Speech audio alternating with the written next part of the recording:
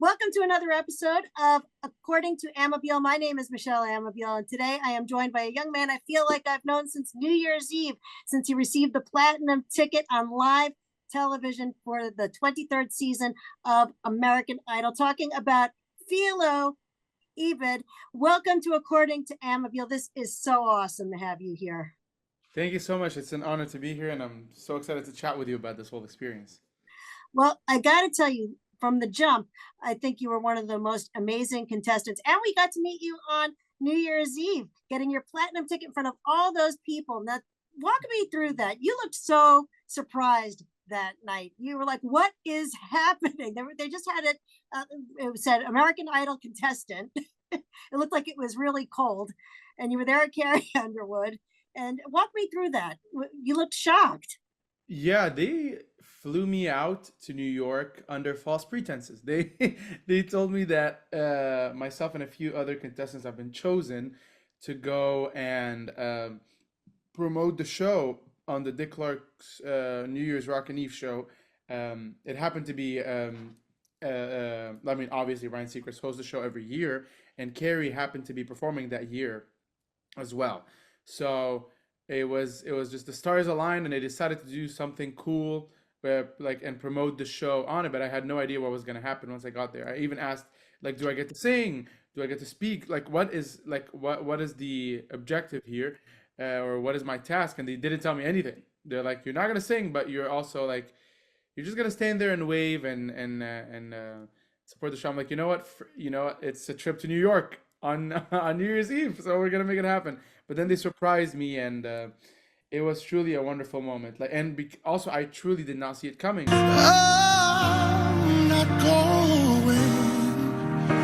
You're the best that I've ever known. There's no way I could ever go, darling. There's no way. Because every time I would think maybe they're trying to surprise me, maybe there's platinum ticket involved, whatever. I would I would tell myself, there's no way this many people are all keeping a secret. Like, it doesn't happen, but they did. Everybody was on the same page except for me, which made it even more special when it was all revealed. And so it was truly a wonderful, wonderful moment that I'm never gonna forget. Well, after I saw that, I'm like, I've got to hear this boy sing. And I was waiting for your audition. And finally, it came on. And to hear Lionel Richie go, where have you been? Young girls, they don't forget it. Love is their whole happiness. Hmm. It's like they were waiting for you to walk in and try a little tenderness in the audition room. Tell me about that experience with the audition, because that was an amazing thing for Lionel to say. Yeah, I mean, I respect these judges so much. I've been a huge fan of the show for many, many, many years since I can remember. And I know how these auditions work. And so when I was there, they stood up, they gave me a standing ovation, and they started saying some really nice things. But every time somebody would say something, I would be waiting for a but, like, but we don't think you're good for, like, it works for the show, or like another comment that would like negate me being on the show. But they didn't happen, and so I kind of blacked out when after I sang. I had no recollection of what happened in the room until like it aired. And so it was a wonderful surprise to see what actually happened, because I truly do not remember most of it. Um, but yeah, it was truly meaningful, because I've worked like on me, like I've been wanting to do this for many, many years, and I did my undergrad and my master's, and I was just ready for the next, if in my next chapter of my life, and I really didn't know where that will be. And so when American Idol knocked, I was like, yeah, let's give it a shot. Let's see what happens. Um, and to be like, and to have such a special moment in the audition and get a platinum ticket, that was so validating, and it really helped me push and continue working, that maybe, and it told me that maybe I have a place in this industry. Now, I was so impressed with your choice of try a little tenderness. Did you know a lot of Otis Redding growing up? Did you listen to that a lot with your mom, with your family? So I was first introduced to that song and Otis Redding on Glee because uh, Amber Riley, who played, I think Mercedes was her name, Mercedes Yes. Jones, the character, she sang Try a Little Tenderness on the show, and it was killer, and I fell in love with that song. And so I went back and I did my research. I learned about Otis, and I learned about the song and the history of it. And so that kind of became part of my catalog, and it was this song specifically was a part of a lot of milestones in my life. And like it was the first time I did an arrangement with a band, like completely my own work with a band, and performed it, and it was a huge hit in the audience. And I also, it was the song that won me my first like major competition, and then also it was the song that got me into my master's program at the Berklee College of Music. And so I knew that song was special the way I did it, and it was easily my first choice walking into that room in front of the judges. Um, and I had a feeling it was going to create a special moment as well with them, and it looks like it did. Seems like you know your own lane. Like your mom wanted you to be a doctor, like study to be a doctor, but it seems like you've got your own calling. Yeah, culturally, doing music or doing something, anything in the arts, or doing honestly anything that isn't the respected careers, um, is is not heard of in the Egyptian culture, even the Arabic culture. Um, and so I ended up actually for my undergrad, I ended up doing uh, um, a degree at the conservatory, as well as as pursuing a pre-med track as well, just to have both options, one for me, one for mom. Uh, and I had a lot of pressure from the people around me, from my family back home, from just random people that I'm just getting to know, to meet, like in the Egyptian community in the area here, that are like, oh, so yeah, so music is your hobby. What are you actually gonna study? What are you actually gonna do for the rest of your life? I'm like, I think I'm gonna do music. And they're like, oh, yeah, as a hobby, but All are right. you gonna be a doctor, lawyer, engineer? What are you actually gonna be pursuing? And so we would like every single one of these conversations would be like 5 minutes of going back and forth about it, and how music is not really a career option for me. And these are people that I'm just getting introduced to. That's how culturally it is kind of so odd to have to make the choice to pursue a career in music.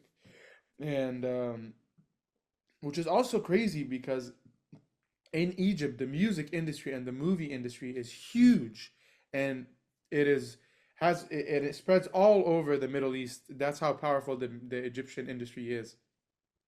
But yeah, at the same time, it's very frowned upon and looked down upon, and so it's just I had a lot of backlash, and I really had to fight to do what I do today. Well, I think you did really, really well. Now let's go into Hollywood Week. You got the golden ticket. You're in Hollywood. You've got the platinum ticket. So then Mhm. you don't even have to do the first rounds. And you're sitting up there and you're watching all the talent. And I'm just wondering, are you looking and you're thinking, wow, that person could be competition. That person I want to sing with. I think our goal as the platinum ticket winners, and it was great to have the best company with Kanan and Kobe, but our goal was to really show support to everybody. It was truly on our end, it was a celebration of talent. It was a very, very, very intense day because we saw so many people freak out because nobody had any idea when they were gonna go up, and like and how it's gonna sound, because we didn't have a sound check on stage. There's nothing like that. No? And no, it was truly like you can rehearse with a pianist off stage, and then you're up there with a mic, and you have to sing right away. Um, and so the pressure is on for everybody, and we wanted to show that support. I just woke up from a dream where you and I had to say goodbye. And I think we did. We truly were like we stood up for everybody. We cheered them on. We gave them support even when there were some fumbles.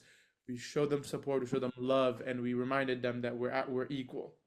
Like that they're, yes, naturally people will think that the platinum ticket winners might think too much of themselves, or they think they're better than everybody else. That's just how naturally it would come across, even if that's not our intention. But that's kind of just the reality of the situation, and that we were really trying to show them support and love, and to remind them that we're as just as much competitors in this competition as they are, and that we're on the same level. Um, and so it was truly just a celebration. That round specifically is a celebration of talent and joy and music. And then there's your performance in Hollywood Week when you go up there and you sing with other people. They have you go and work out the arrangements. Tell me about what that was like for you. So the head-to-head round is where we started collaborating, and Right. that was a round that nobody knew about.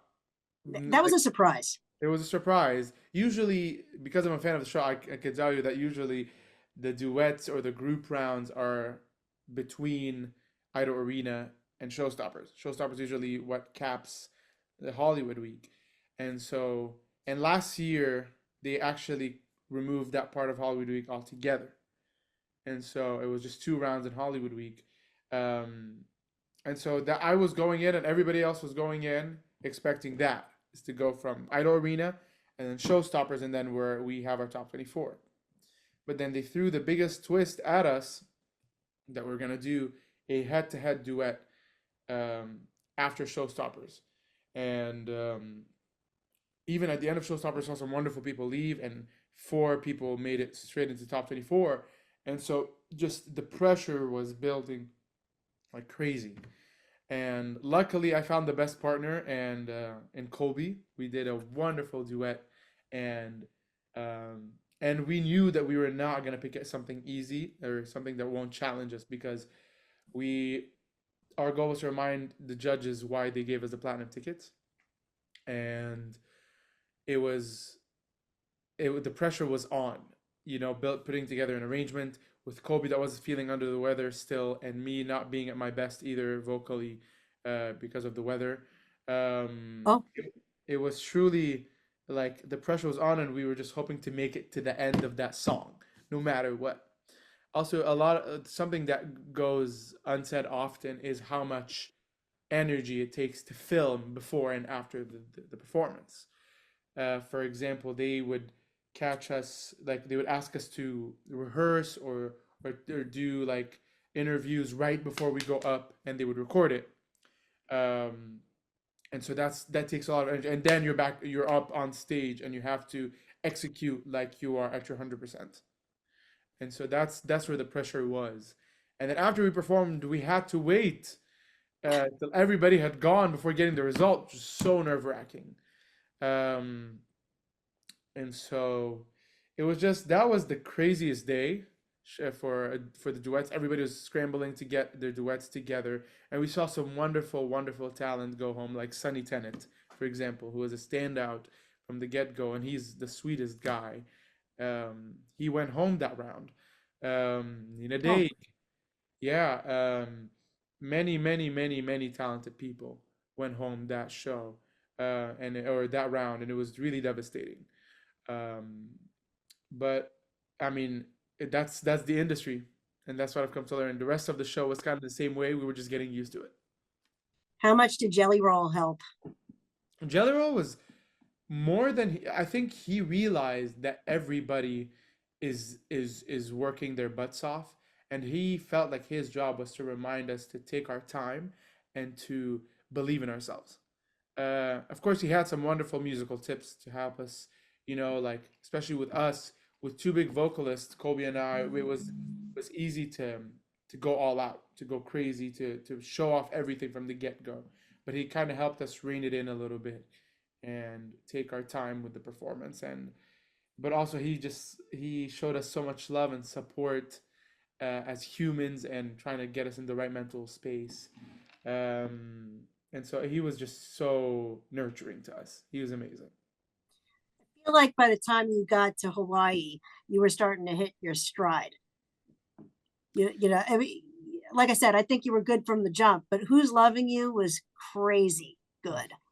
Yeah, Who's Loving You is such a special moment because first of all, I got to work with Josh, Josh Groban. Josh Groban, who has been an idol for me and my whole family. Has been a huge part of our Egyptian community for many years, especially the Coptic community here. Because "You Raise Me Up" is just a legendary song of his, and it's at every event. It's at every. I actually had just performed it a couple weeks before my audition, my first audition. No way, And really? It's yeah, like kismet. It's like it was meant to happen. exactly.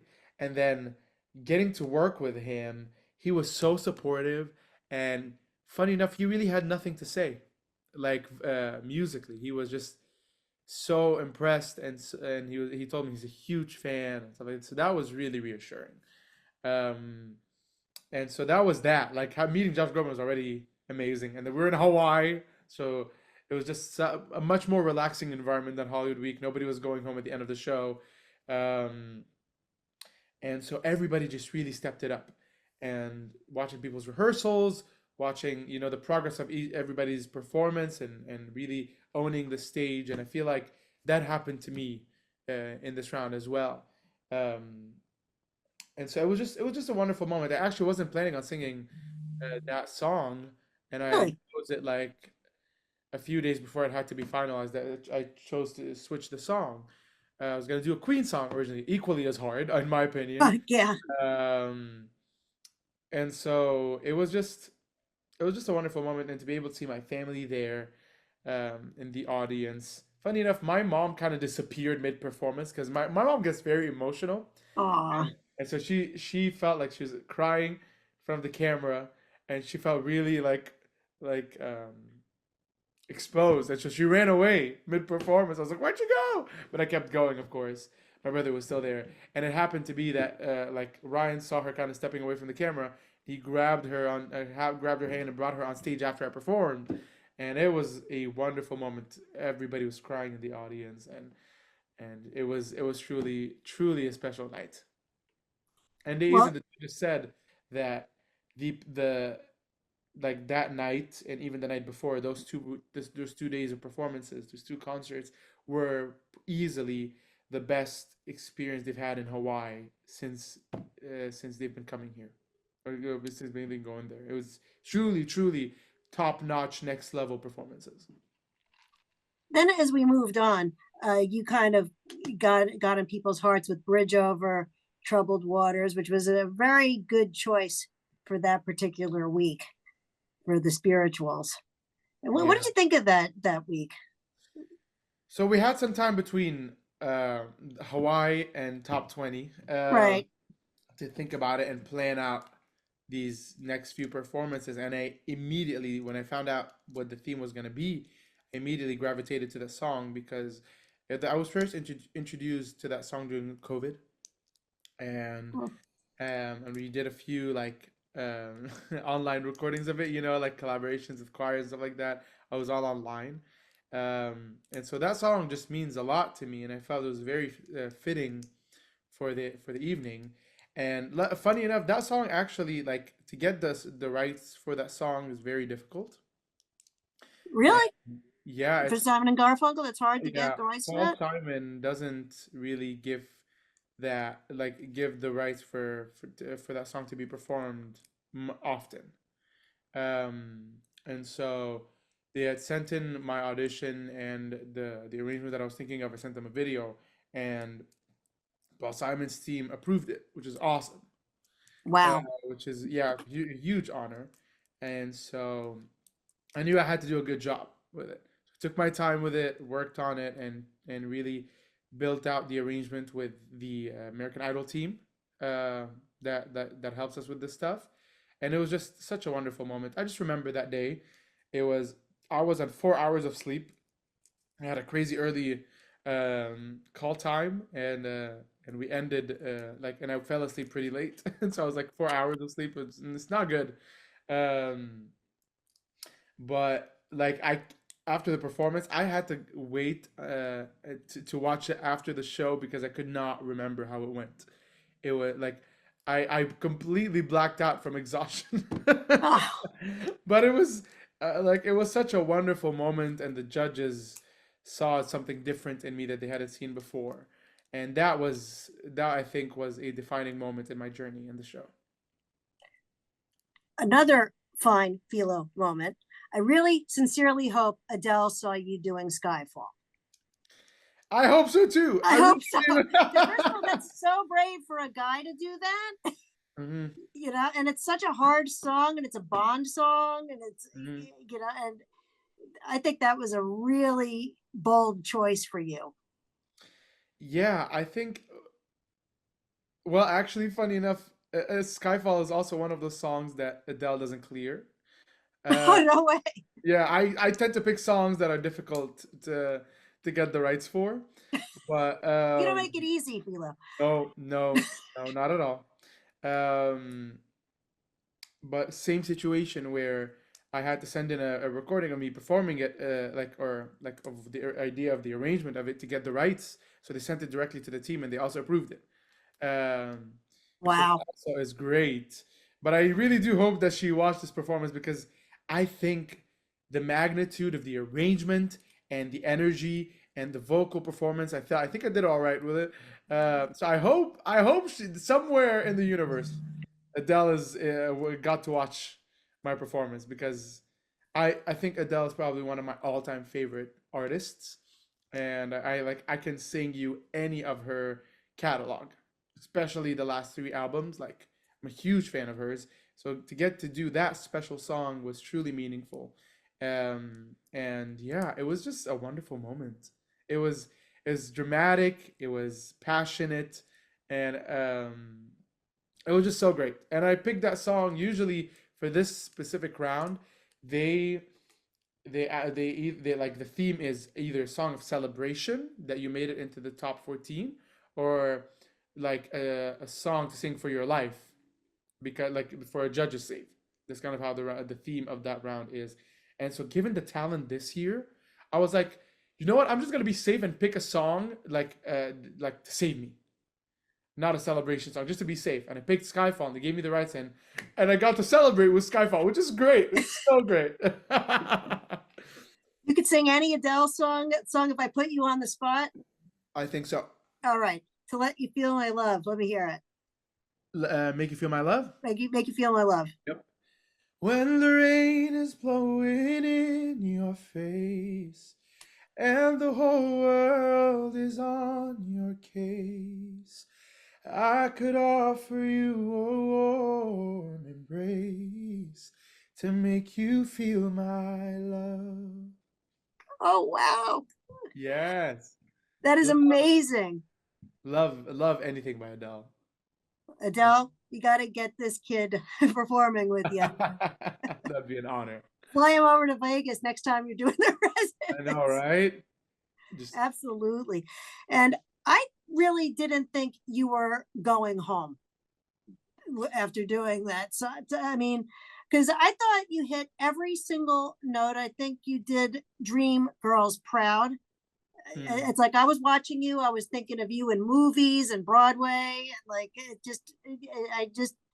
I thought that was a wonderful performance. I just think America got that one wrong, but that's my opinion. Honestly, I in that moment, like I knew that. So Josh was a judge's pick, and he was saved, and so I Right. knew that once he made it through to the top 10, that there's gonna be something shocking that night that's gonna happen. Um, and it came down to myself, Che, and Brianna, and it was really up for grabs. Like, the Che is one of my absolute favorites, also, but Brianna also has a huge following, and she's extremely gifted. And so when she moved on, like we were just so ecstatic for her, and we are very proud of her. And so it was just like I was honestly content. I like the reason why I was upset not is because not because I was eliminated or because I was leaving the show, but it was truly because I was leaving the people. Like we built such a great community, and even with not just the contestants but also the crew and the team, and Idol's team is just so incredible. And so that was the only sad part about the show, um, about me my elimination. But you know what? I'm really feeling the love, and everybody, like, so many people have reached out to me and to express their sadness that I love the show. And but honestly, I personally don't feel like robbed or anything like that, because the season is extremely, like, the bar is very high this season. And like, Oh, tell me about it. and being a fan of the show, I can name you like 10 people who are in the top 24 down on any other season they could have won that season. And so it's just the best thing. Like, it was an honor to be a part of this class, and be a part of, be a, in this company. And it's really just a meaningful experience overall. There's no sadness at all.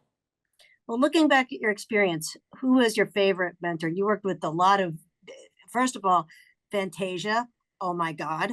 Mhm. James Taylor. Like, who do you think brought out all the colors of Philo? I think I would have to say Fantasia, because with James Taylor, with Jelly Roll and Josh Groban, they they really admired what I did. And they, like, musically they didn't have much to to help me out with. But with Fantasia, with that song, with Dreamgirls, it's a huge song to sing. It's a huge anthem. It's iconic in many ways. And so what Fantasia helped me to do is to make it my own, and to really find my footing in the song, instead of doing it like every other cover of that song that has been already done. And so she really helped me channel my inner artist, and to make it my own, to make it unique, and to find that sound that that is in me. And so that was the most um, helpful mentoring session that I had musically. And just Fantasia is just incredible. She's very sweet and supportive as well. So it was truly a wonderful time with her. Did you dig deep into your musical theater roots? I mean, I saw you did Into the Woods, which is a very hard play. You the baker, right? Yes, I played the baker in Into the Woods. Yes, in college. Yes, I actually, knowing the demographic of American Idol and what the judges are looking for, I kind of put my musical theater background aside. I was like, I I'm gonna try to do this as not as three like as far away from theatrical as possible, to just make it Right. a vocal performance, like a powerhouse performance, without making it theatrical. And so I think I got there. And that also stems from the fact that I know what theatrical is. Like, I know what that song on the stage looks like, and how to make interpret it into a single, like a radio hit instead of a musical theater hit song. So that was something that I had to think of when preparing for this moment. Well, looking ahead in the near future, we can be seeing you on the finale. I can't see a finale without you. It's like I feel like the whole thing started with you New Year's Eve. Well, honestly, I hope I get invited back. I mean, like, still everything's still up in the air.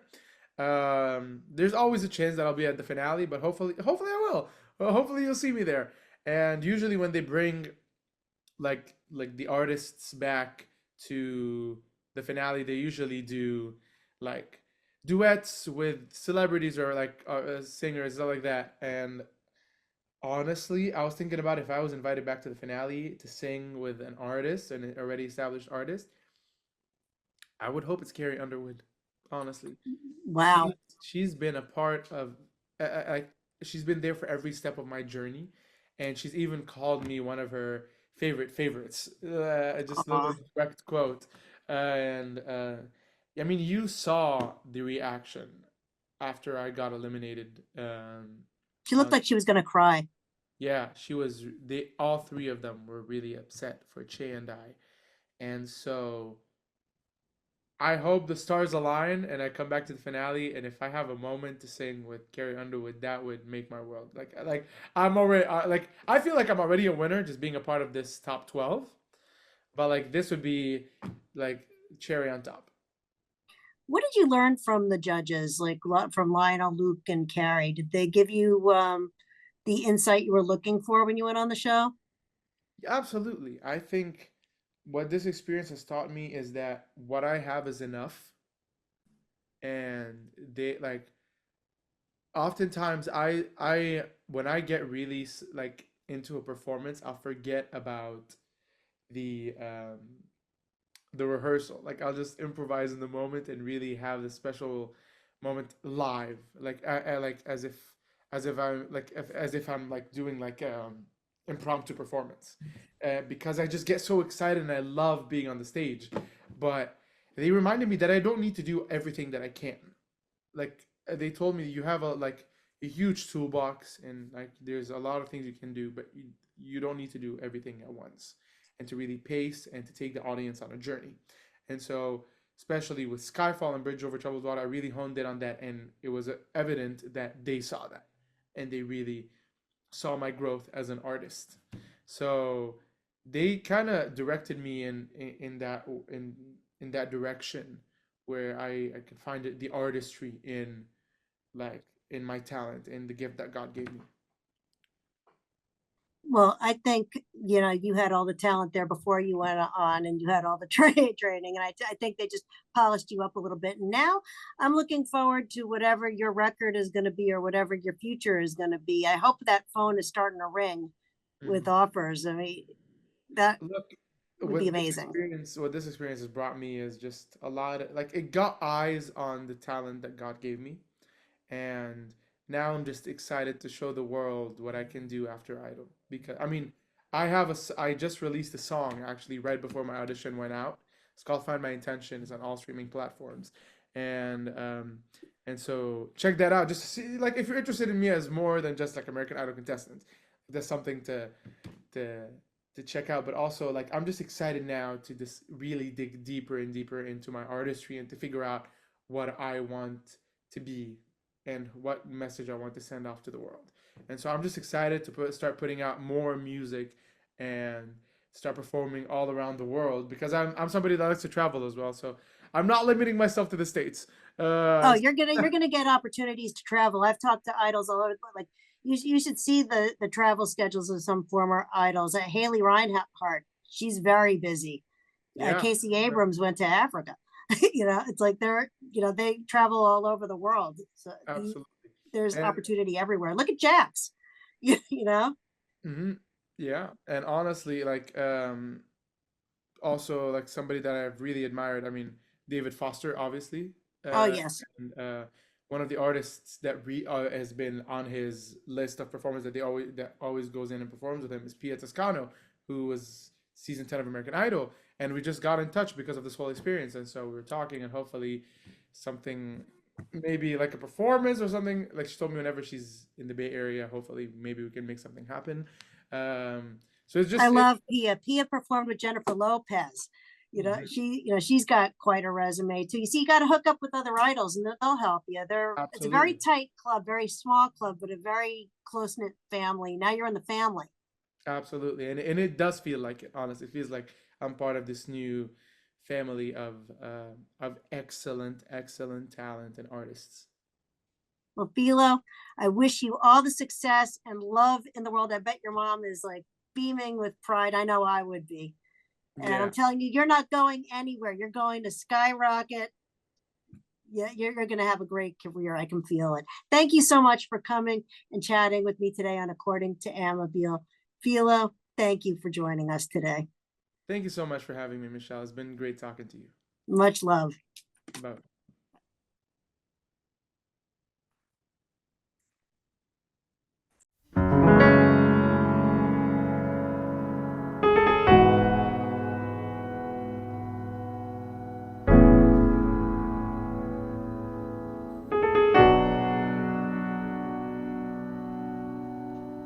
I'm just afraid of letting go. Can't let myself be proud of me. It's like I don't quite know the reason why it's so hard to set me free.